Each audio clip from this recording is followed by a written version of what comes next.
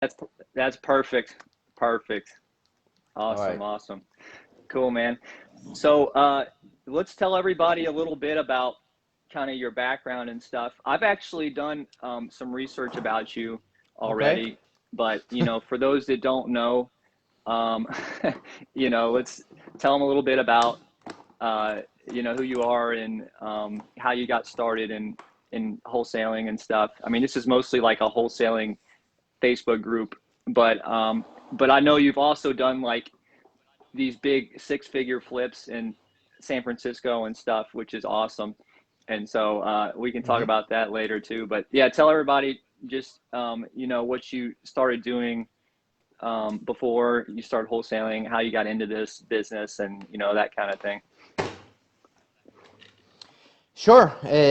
Yes, I got to real estate because I wanted to quit my 9 to 5 job. Again, I went to Yeah. school. I came to the US from Israel to study in the US to pursue my higher education, quote Hmm. unquote. So got my undergraduate and graduate degree just to find out that I can barely make a living with a master's degree in kinesiology, trying to support Wow. a family of two in a super expensive city like San Francisco. And that was Yeah. kind of my aha moment that I need to try to find another profession that will allow me to spend more time with my family. I love to travel. I'm like being a dad and a father, and I wanted to be around my kids, and I wanted to travel as much as I can. And I just tried to find a field or industry that will allow me to do that.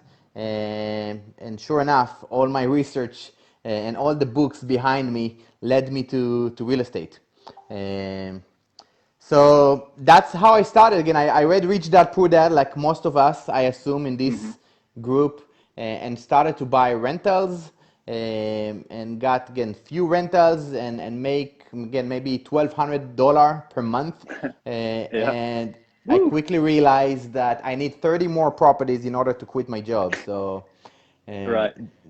that first adjust and pivot move that I said, you know what, let's try to do fix and flip in market. So again, I started to buy rentals in California, ran out of money, and then started to buy more Hmm. rentals in cash flow markets like Memphis, Tennessee, and quickly realized that that's not gonna cut it. So I tried to do fix and flip remotely from San Francisco, flipping houses in Memphis, and did all the mistakes in the book, hired the wrong contractors, hired the wrong properties, had to deal with eviction, bought in low-end neighborhoods, um, properties that looked great on Oh man. paper.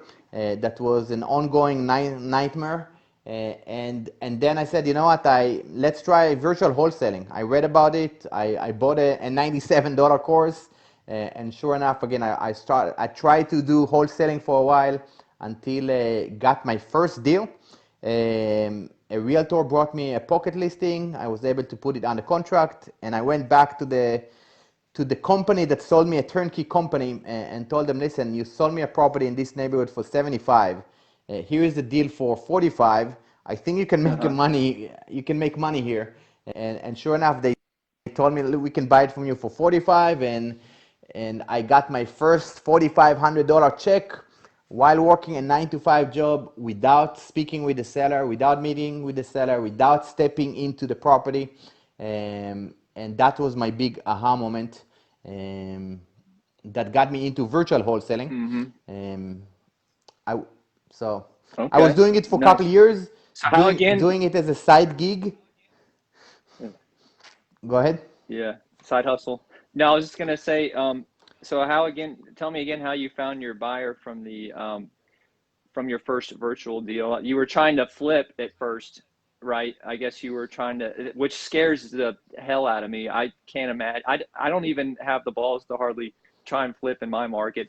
So flipping like um, hours away from me, like holy crap. I mean, the amount of things that could go wrong, and it's like you have no control.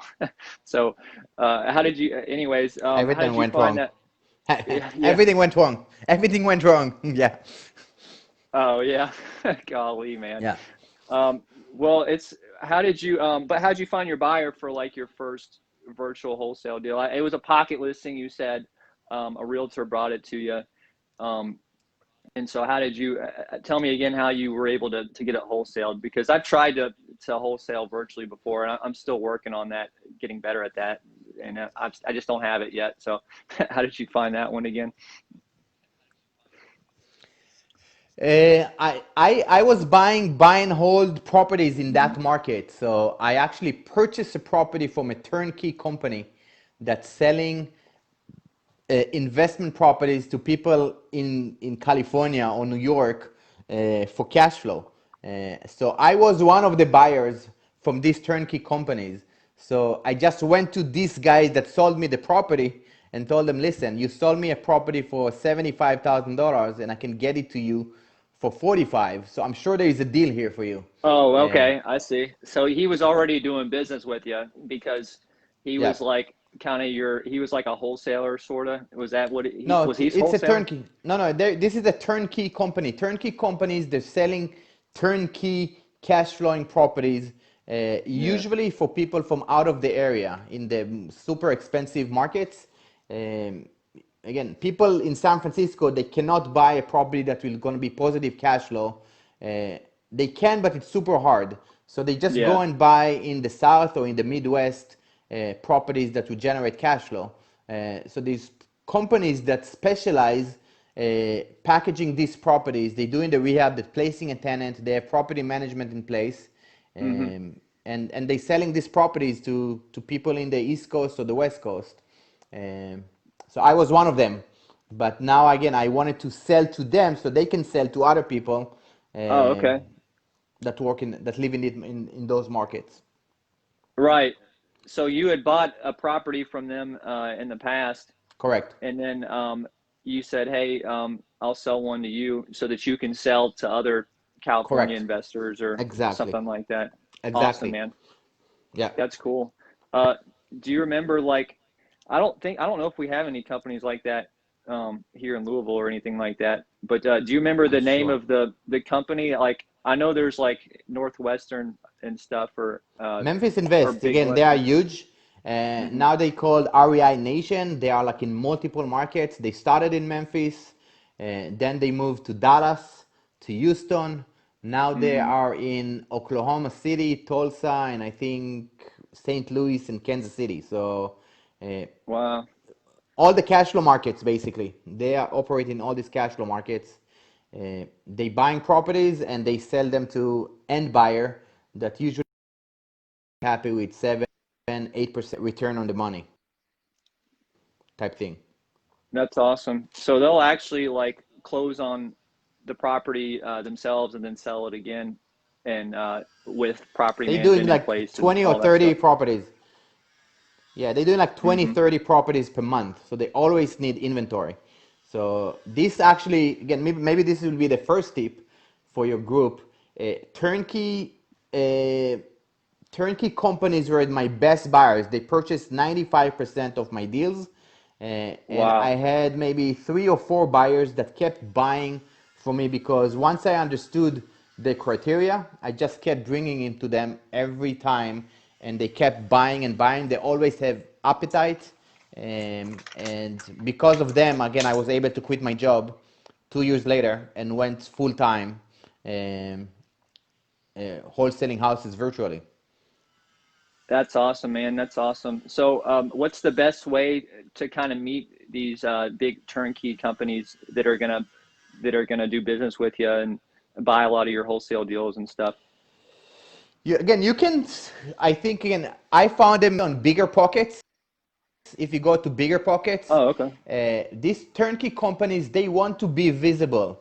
They have websites, they have Facebook pages. They want people to know about them and about their services. So once you find one in the market that you operate in, just call the main number and ask to speak with the acquisition department.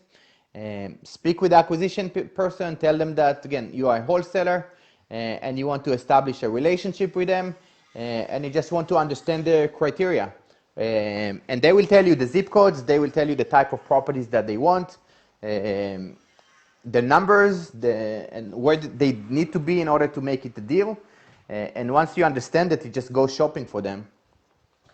That's awesome, man. Guys, like that is a huge nugget right there.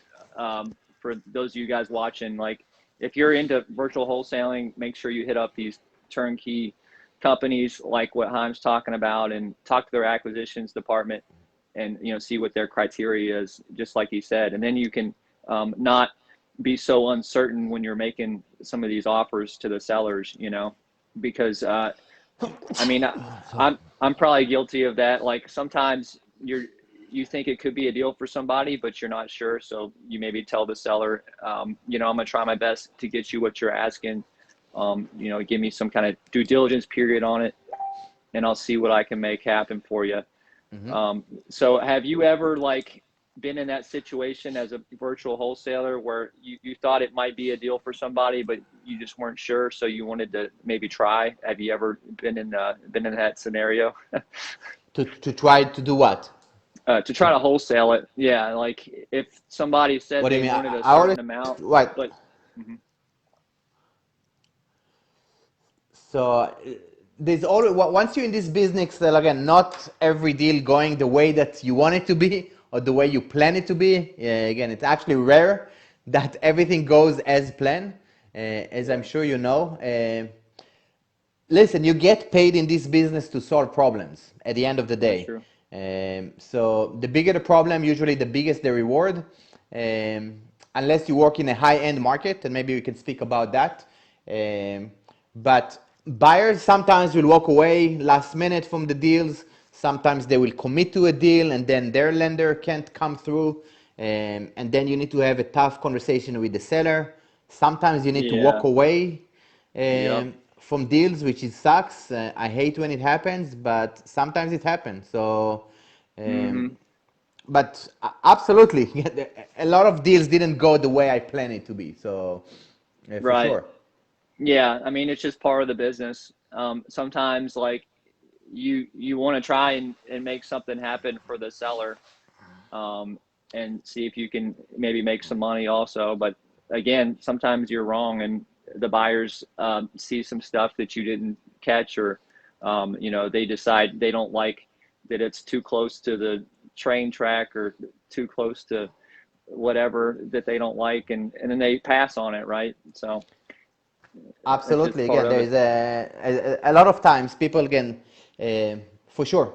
I did a lot of mistakes giving money to buyers, and that I thought I'm helping them, Yeah. and just to realize that they're really not in a position to sell because the title wasn't Hmm. clean.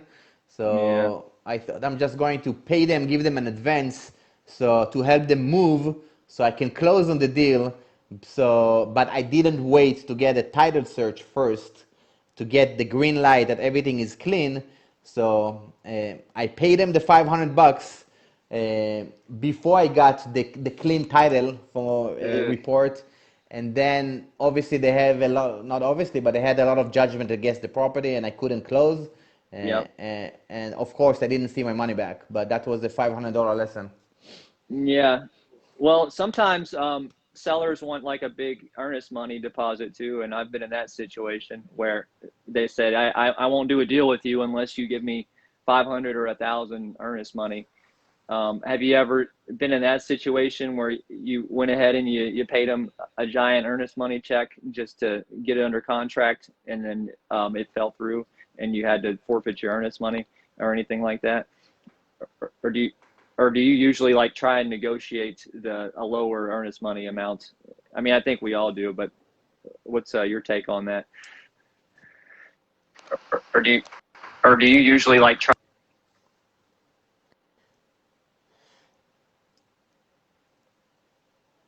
Yeah, you had a little delay, so can you hear me Yeah, I think fine? there's. Yeah, I can hear you perfect. But yeah, there is a delay on your end or something. Um, but I was asking about the earnest money. Do you ever have to put down big earnest money deposits for your virtual deals? Yes, again, usually when the seller asks for a high earnest money deposit, Mm-hmm. I don't know. Again, I had a bad delay. Yes, So again, usually when the seller asks for a high earnest money deposit, let me try to get mm-hmm. back on. But I don't usually know, when the again, seller asks to I a had high a earnest bad money delay. Yes, deposit, again, usually not usually when the motivated. seller asks That's for my a high experience. earnest money deposit, let You me want to try to try get and back on. But again, hop back on? All right. We're having technical difficulties, guys. So just hang with us. Haim's gonna try and get back on here. Um, I think he's actually calling me from Israel, so I think that's causing some kind of internet issue. So yeah, thank you guys for your patience on it. But we're gonna try and get him back on here as soon as we can. Let me message him real quick. All right, let's get him back. Let's see. Approve. Uh, hey, Can you hear me better? yeah, I could hear you the whole time. I could hear you perfect through that whole thing. Can you hear me okay? Yes, I can hear you fine. Okay, that's cool. Well, I think you were saying usually when a seller wants a high earnest money deposit amount, it means they're probably not motivated. They're just trying to jerk your chain, you know, that type of thing, right? Correct. And I actually use this tip. Again, maybe that's another nugget here. When I'm competing with another wholesaler, I will offer a much higher earnest money deposit to Uh-huh. win the deal, and I will ask the seller to ask the other wholesaler to put high earnest money deposit. Because if they can't, you know that they are usually not serious. So if I'm competing with you and you're willing to put only $100 deposit, I will tell them, listen, I'm confident in this deal, I'm gonna close it. So I'm willing to put $2,000 non-refundable earnest money deposit. And if you think the other guy is serious, just ask him to do the same.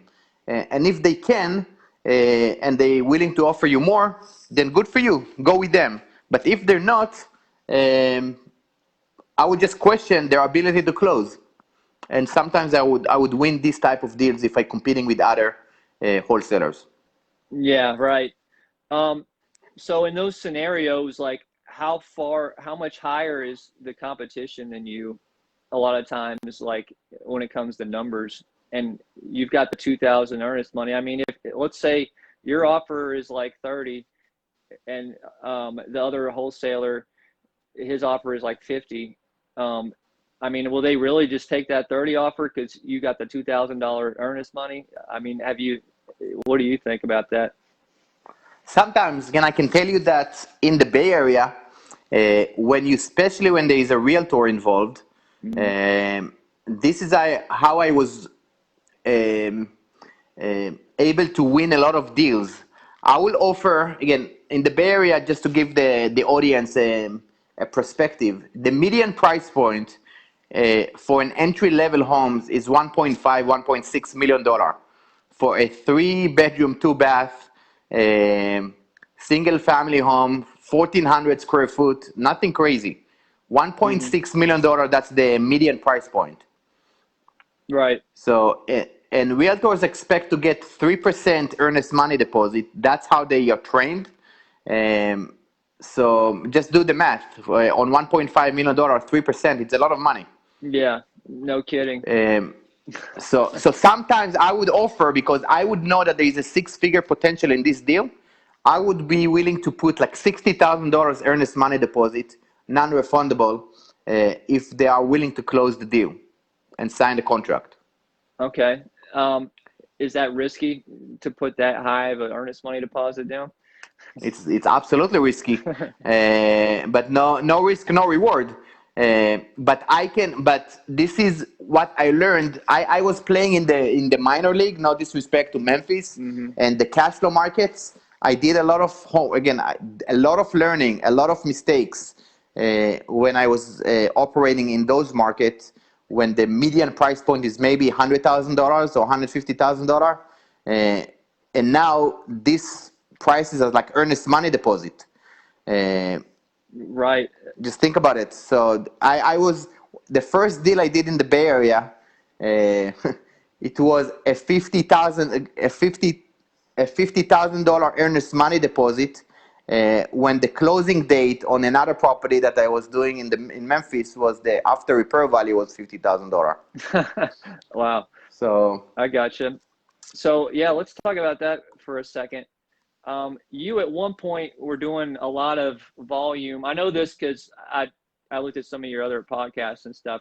But you at one point were doing a lot of deals in the cash flow markets, like in Memphis and mhm, a couple other ones. And you were making like these smaller assignment fees. You had a big team, and then correct. you talk about when you decided I'm not going to do that anymore.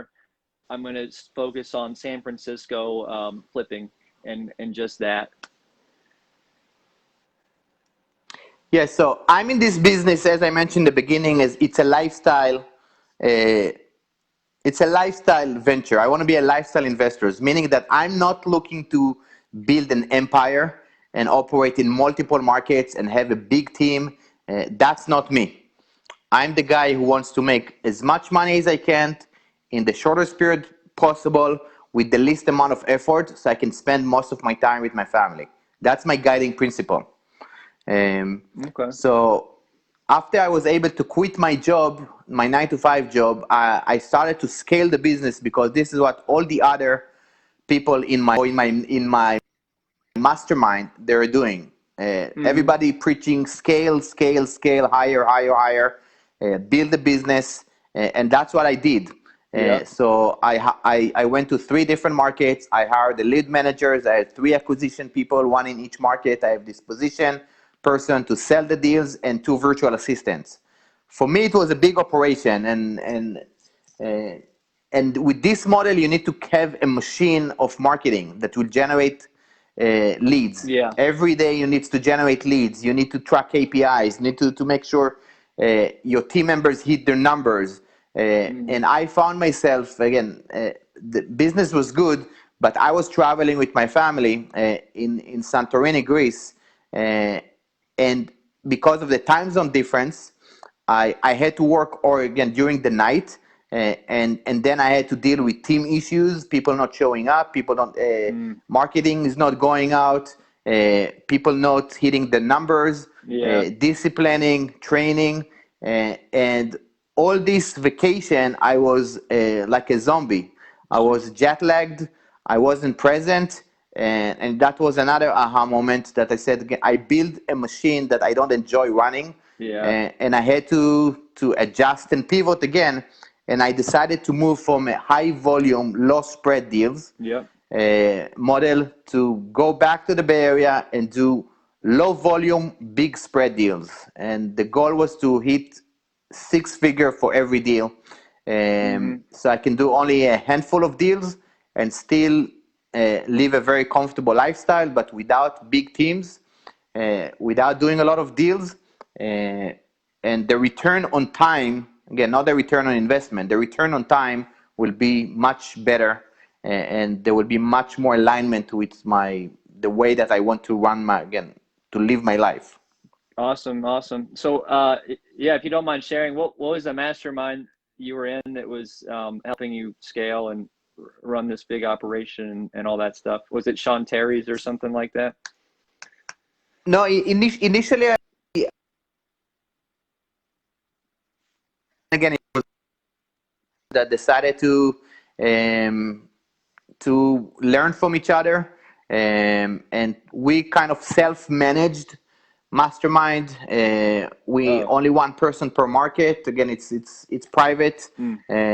There's not like one person making money and running the show. Yeah. It's like a co-op, like people getting together. There's few people who kind of running it, but it's self-organized. Gotcha.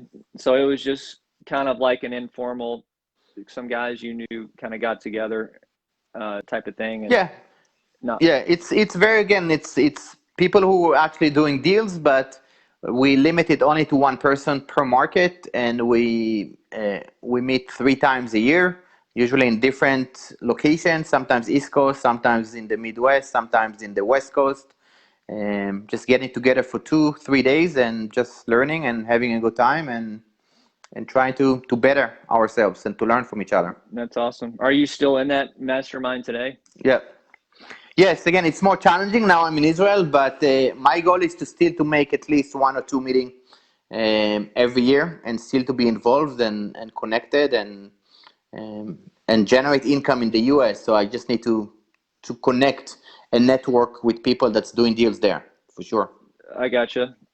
And let's talk again about um, when you made that big transition um, from like big team to smaller operation, to just flipping in San Francisco.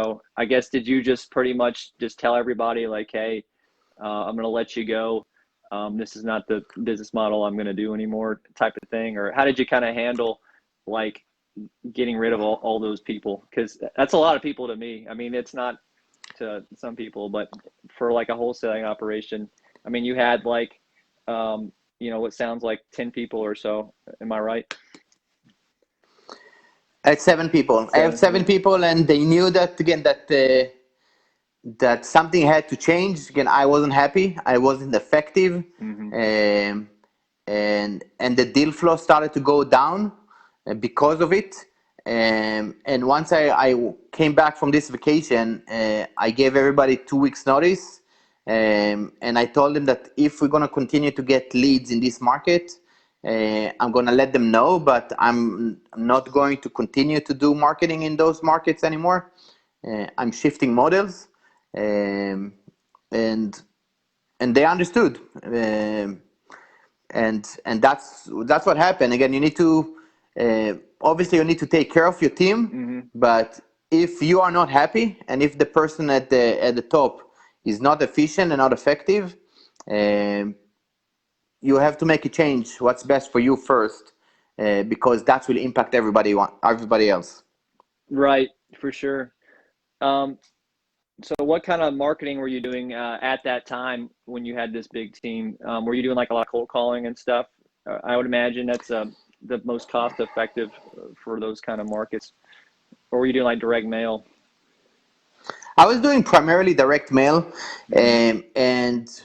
and working with realtors, because the first 2 years of my the first 2 years of my wholesaling business was 85% deals from the MLS. I had a system that I Wow. was just Jeez. making a lot of offers on MLS listings. Again, it was a Okay. numbers game. I was just, again, I had a team of VAs that they were making like almost 200 offers per week, 800 per month sometimes. Wow. And it just was, again, automated, streamlined process.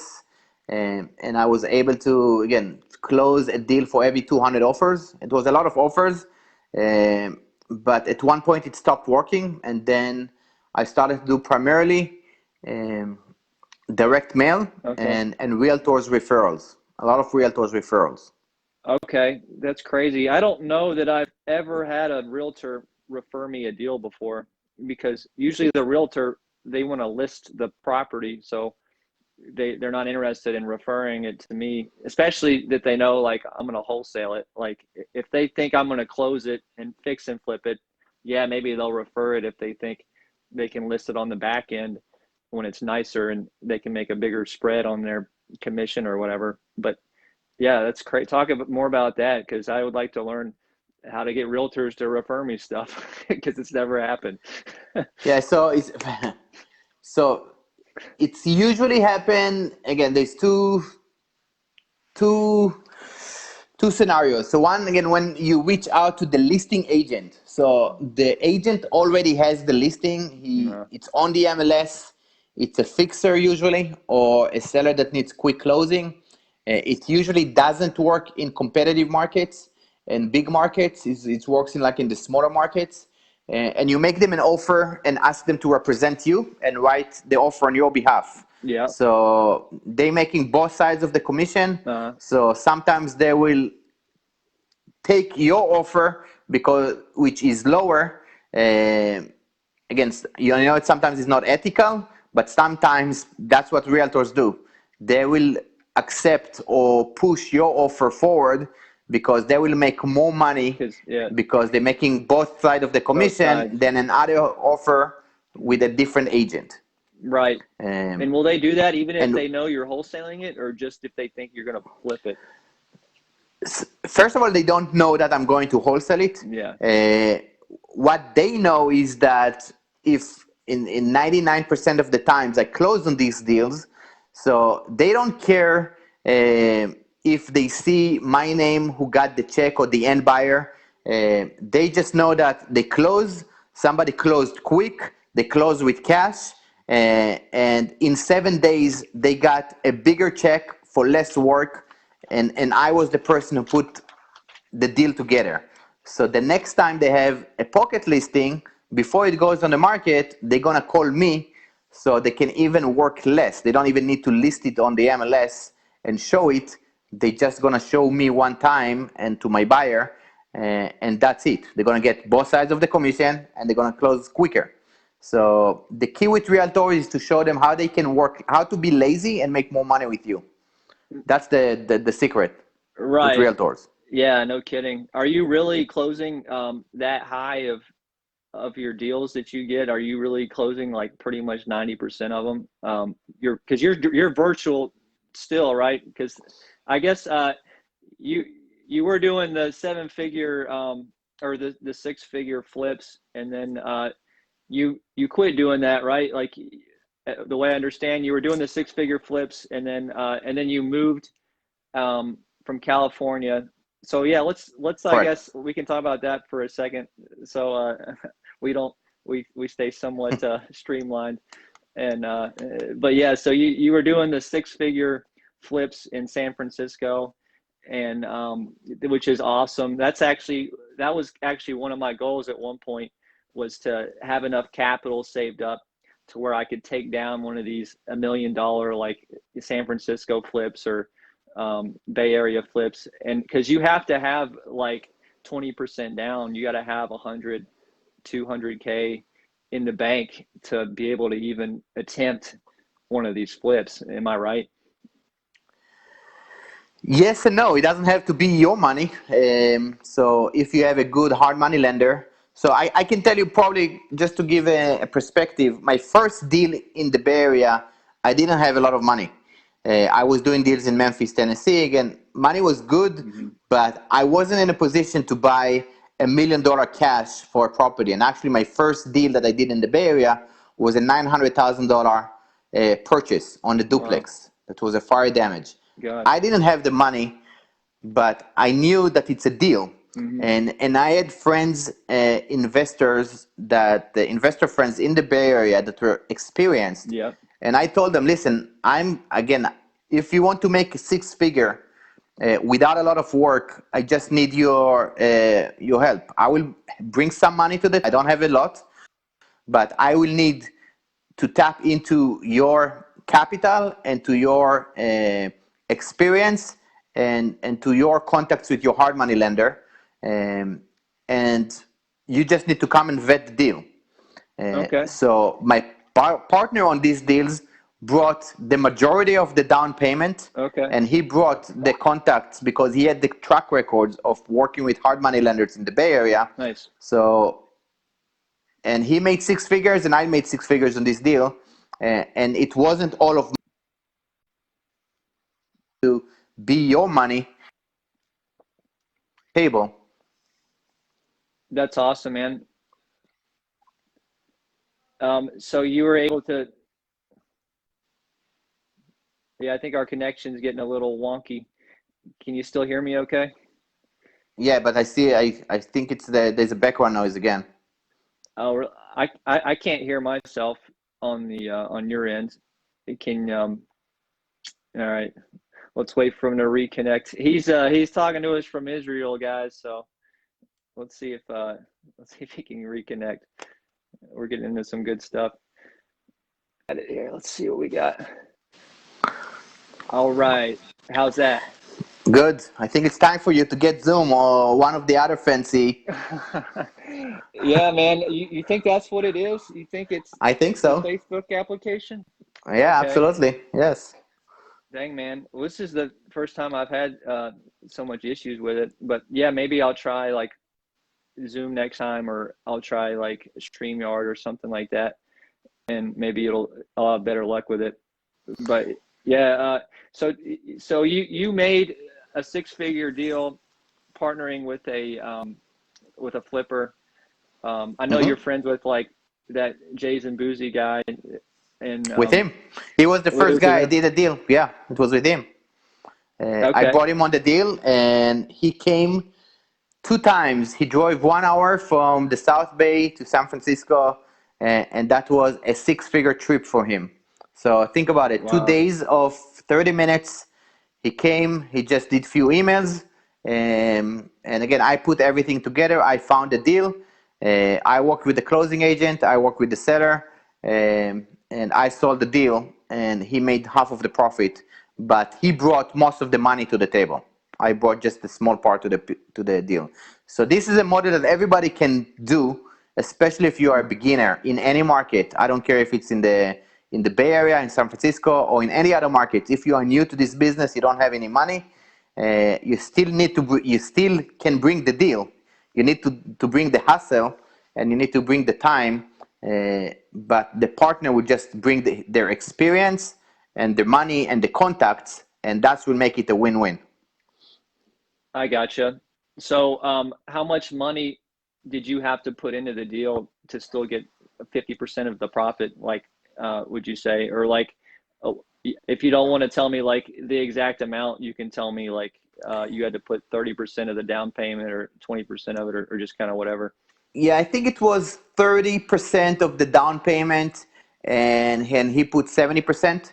So I think it was something like around 50 grand that I had to bring my money to the table. Um, Mm-hmm.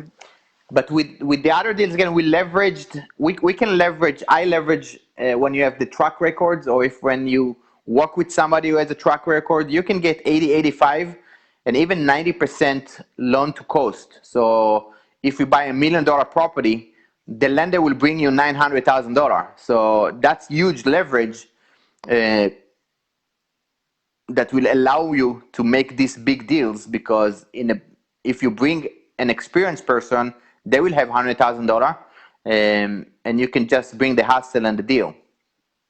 That's awesome, man. So, was it your responsibility to manage the contractors and be the GC on it, or like what did you have to do? You had the deal already. That was already your value. What else did you have to do to split it with Jason? So the first deal, again, it was we didn't even do the work. We just closed on it, and we sold it for a six-figure profit without doing Nice. anything to the property. So uh, I basically showed to all the potential buyers. I did an open house. I handled the working with buyers, signing the contracts, working with the title company to make sure everything is there and ready. Um, and that's pretty much it. He just came to see the property, and he just brought money to the table, and he's kind of vet the deal and gave me just like you know what, this is a deal, so we can move forward. Um, so Awesome. that's all he did. Yeah. Yeah. How many people did you contact about that particular property? Did you have like a big San Francisco like buyers list that you could kind of email blast through MailChimp or something? Say, hey, I'm looking for a partner on this, or how did you go about that? To find Jason, or to find buyers or end buyers? Uh, well, I guess at the time you didn't know you were for sure going to use Jason to flip it as a No, I partner, knew right? for sure. I knew for sure it Oh, has you to did. be somebody that I know and have relationship with. So the key is to build a relationship before that they need to know you. Again, Jason and I again met several times. Mm-hmm. He was part of the mastermind that I was in. again, we exchanged value before, so it wasn't like a Jason out of the blue. I'm calling him and tell him, listen, my name is Haim. I want to do a six-figure deal together. It doesn't Right. work this way. You need to work in building a relationship first. So when the Right. deal comes, it's natural. You're not in a desperate mode. Uh, it's basically, listen, I have this deal. I would love you to join and be part of this deal. And if not, that's fine. I have another person that I'm sure is going to love to make six-figure deals with coming to the city twice. Um, so this is how I kind of position myself. I'm not desperately need you. I would love to work with you because I think you're going to add value to it and I will be able to add value to you. But if you don't like the deal, I'm sure somebody else will like it. Awesome, man. So you just had to make one phone call to get a partner on that, and that's it. Yes. Yeah. Man, that's awesome. That's cool. Well, cool, man. And then so you had to, and then you guys sold it on the market, just listed it as is in No, we as is sold it off condition. market. We sold it off market as is condition. And we Oh, got okay. people, we got like 3 or 4 offers. And it was a sweet deal. It was still, I think, the best deal to date. My first deal in the Bay Area. Uh, Wow. no work, and it was a nice. Yeah. How much did you guys make total, if you don't mind sharing, on that particular deal? We made $365,000. So each person got like 180 and change. Wow, that's awesome, man. Well, because I've seen Jason like post wires of like 700 grand going straight to his bank account on his Facebook thing he does, and I'm like, holy smokes, that's ridiculous. And Yes, it's doable. It's possible again, and it's the market was super hot. It's still hot, not as it used to be. But once you have a good deal, it's easier to move a 1.5 or $2 million property than a freaking 30 grand property in in Memphis. I can tell you that because the demand is much higher, and you work with buyers that actually can perform, and it's not mhm, FHA buyers, it's not VA buyers. Again, no disrespect to these buyers, but you're dealing with people who work in tech. They can bring. Sometimes you work with retail buyers that pay cash on a $2 million properties. So think about yeah, it. The mindset of these buyers. Or if they remove appraisal contingency and inspection contingency on a retail sale. So this is how crazy it was, and you would have like 10, 15 offers. People are again bidding up the price, and it was insane. Again, it was a beautiful thing to see when you are in the right side of the of the deal. yeah, no kidding. And I know he's talked about selling the deal before you close on it, kind of like a wholesale deal. Did you guys do that? Did you guys make sure you had a buyer lined up before you closed on it, or did you close on it first? How did you do the risk management? Yeah, most of my deals in the last year and a half were actual rehabs. Hmm. So I did very few wholesale deal when I actually didn't need to do any work. Um, uh, so my last year and a half, I had a partner that was an architect, and we actually did patients to add value to the property. So it wasn't like a wholesale type deal. We actually closed on the deal. Uh, did full rehab and sold it like a typical flip, just much more sophisticated, I guess, flip, more like high end finishes. Um, and that's what we Okay, did. So I I can tell you gotcha. again, usually I don't, I have usually 99% of the time you need to close on a deal to make the big profit, Hmm. because you can get more exposure and you actually want to have more control on the deal. Um, so when you assign the deal, you usually have less control. Yep. Um, and you when it's on the MLS and retail buyers can see the properties and you have the time to let them get the loan, you can get much higher price than selling um, to an investor that it's a flipper that wants to get the price very low so it can fix it up and still make money. Uh, in the Bay Area, usually our buyers were the end buyer. Generally Right. speaking, that's how you get your most profit when you're selling to the end buyer, not to the investor. Yeah. How long did it usually take for you to like fix these things up and list them on average? It depends, but anywhere between 1 month to 6 months from start to Yeah. finish. Yeah. Usually, again, short, uh, relatively speaking, short flips. All the cycle is 6 months from start to finish, but we're talking about serious renovation. It's not like a cosmetic flip.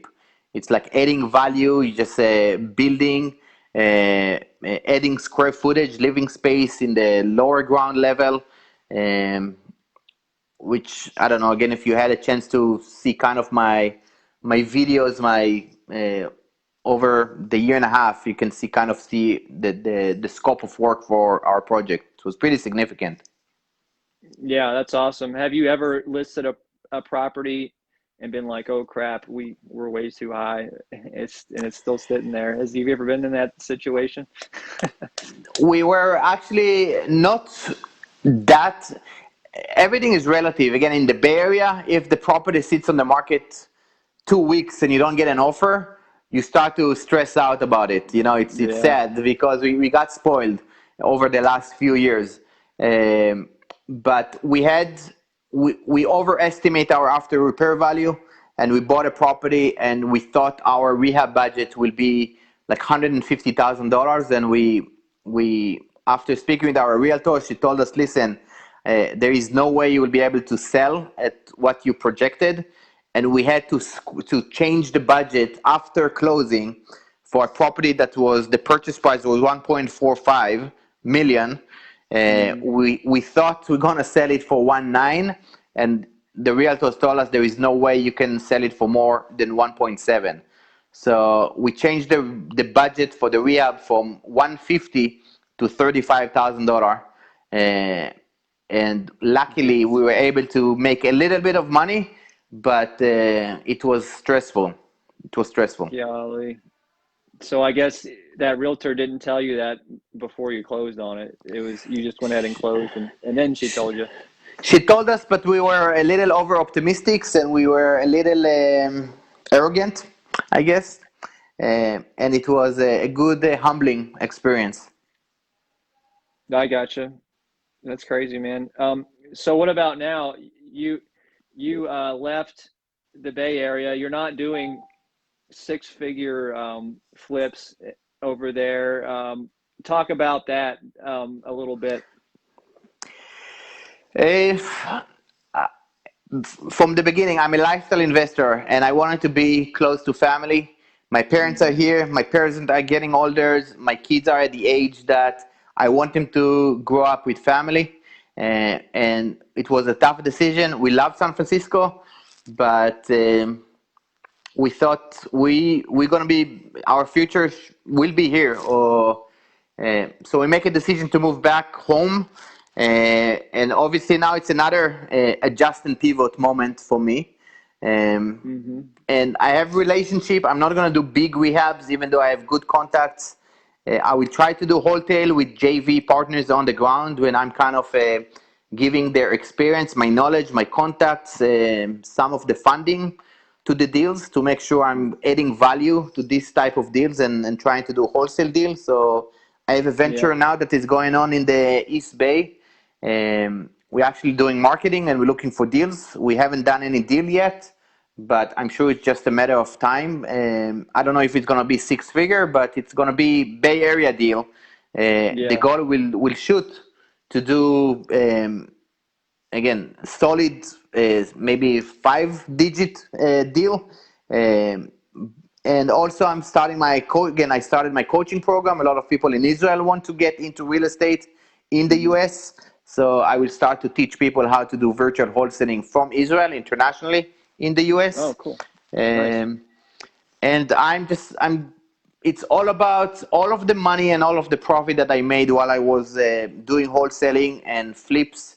I pushed it to work. I invested the money in income generating assets like rentals and private money loans. So I still do that. My goal is always to increase my cash flow every month because Hmm. the money is in the cash flow. Again, no, cash flow is king, not cash. Um, Yeah.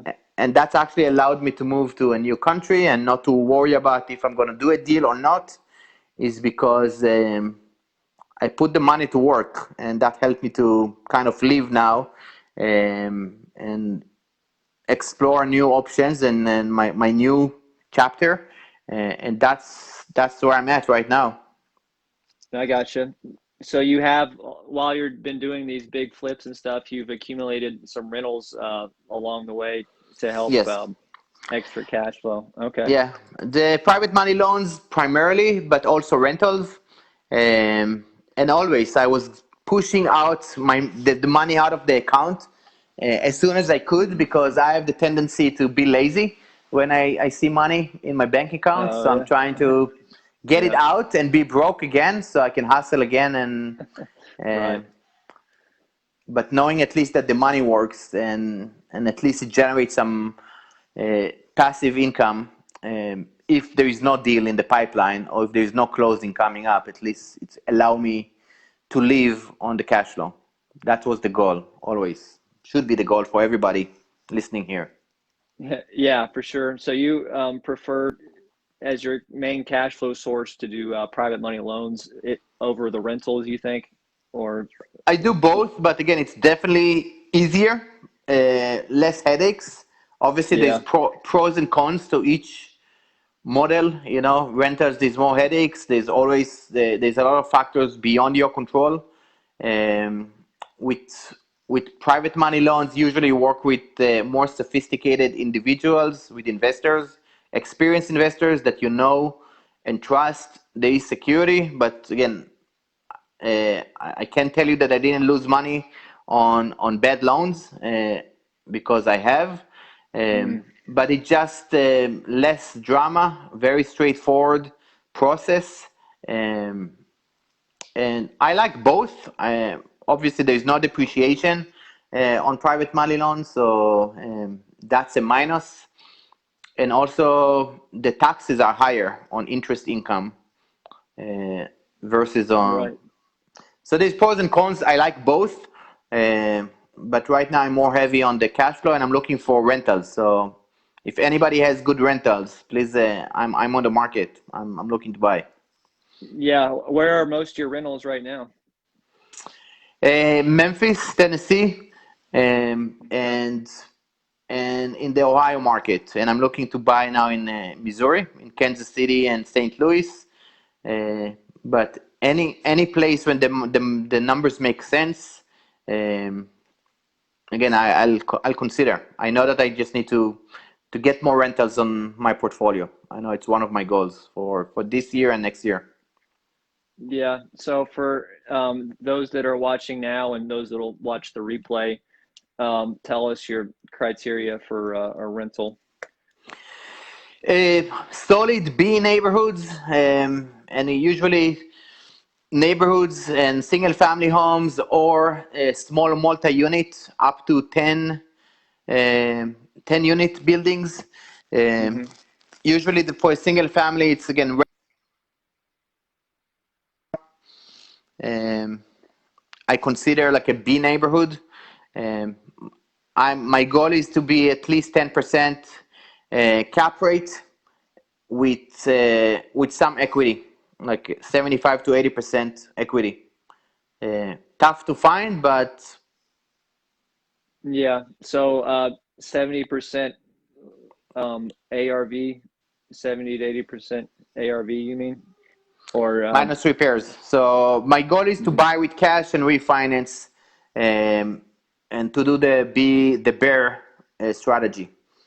To buy with cash, place a tenant, rent it out, and then pull my money out because I will have some equity, so it will appraised for a higher price than what I purchased it, and just roll and buy another one. Right.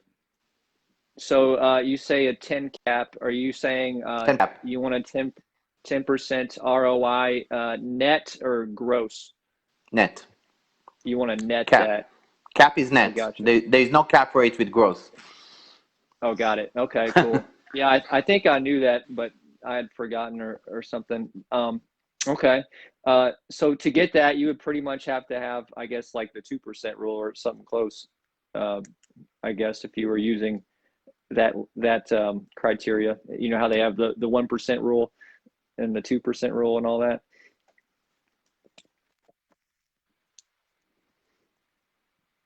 No.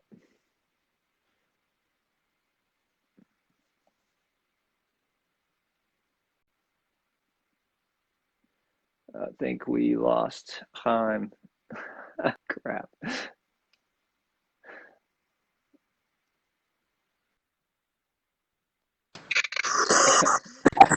All I right, don't all know right. what's going on. It usually doesn't happen. Well, thanks for your patience, Haim. It's we've we've lost you 3 times during the interview, but we've hung in there for sure, man. Well, cool. Well, man, I think you've dropped some really good knowledge today, man. I really appreciate it. So, do you want to tell everybody watching how they can get a hold of you, or what kind of coaching programs you have available for anybody interested, that kind of thing? They can find me on the Facebook, my Facebook page, the Virtual Wholesaler Guy. This is where I post. I try to add value. I'm not a salesy type person, so I'm not gonna just pitch my coaching program here. Really, my goal was to add value to your audience and to attract the right people to my world. So if anybody wants to connect and reach out, they can reach out to me at the Virtual Wholesaler Guy. Follow the page and send me a message. And if you want to connect, I would be happy to connect with whoever reach out to me. Okay, awesome. So that's the Virtual Wholesaler Guy on your Facebook page, right? Correct. Yes. Awesome, awesome. And then on Instagram too, it's the same. It's the same thing on Instagram, the Virtual Wholesaler Guy. And on Instagram, I think it's a Haim, Haim, M Palman. So it's HAIM, MPALMAN. But I'm more Awesome, active on awesome. Facebook. Got it, got it. Well, thanks again so much, Haim, for your time on the Facebook Live here, and I hope that the technical difficulties didn't annoy you too much. So sorry about that. And again, thank you so much. And guys, thank you for tuning in. If you need to get in touch with Haim, he's the Virtual Wholesaler Guy on Facebook. Awesome. Thanks for having me, Matt. And thank you for doing this and adding value to other people. I appreciate having me on. Yeah, no problem, Haim. Thank you as well. We'll see you. All right. Take care.